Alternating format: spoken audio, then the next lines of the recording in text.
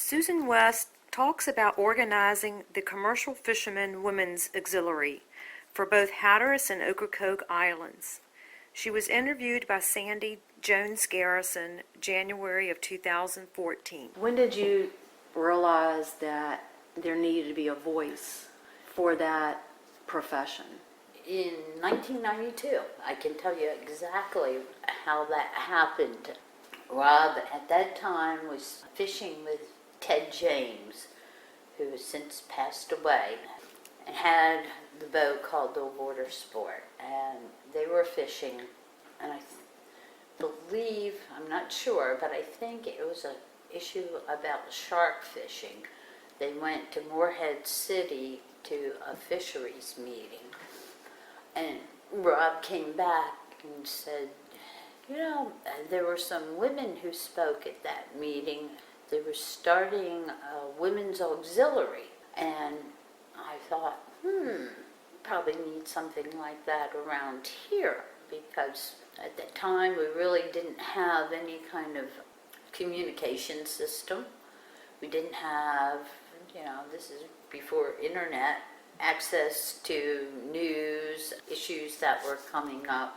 I remember I sat in my living room one afternoon and wrote down a list of all the wives and mothers and sisters of commercial fishermen I could think of, and just started calling and saying, do you think this is something that we could do here? So a small group of us, it was really 3 or 4 of us. But we pulled together this auxiliary to the North Carolina Fisheries Association, which was a statewide trade organization for fishermen.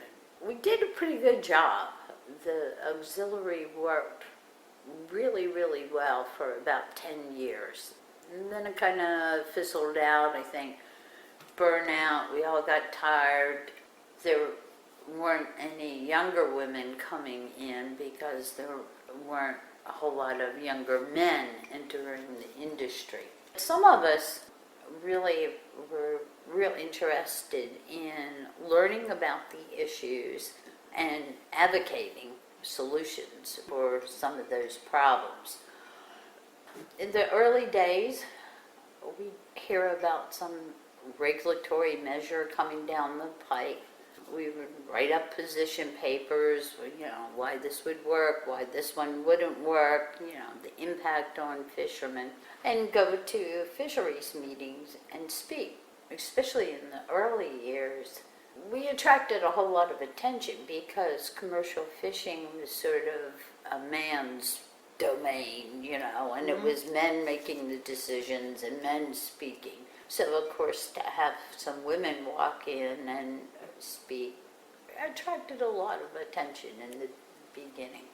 Even though the organization, the auxiliary, was run by women, and our officers were all women, it really was an organization for the fishermen too. I mean, they attended, and people outside of the industry attended also. Was there one thing that you decided you needed to do more than having the bake sales and the beach cleanup, that you needed to take a more role in your activism? Yeah, and actually the first thing that we witnessed that made us understand that was a regulation that wasn't even going to impact fishermen on Hatteras Island or Ocracoke.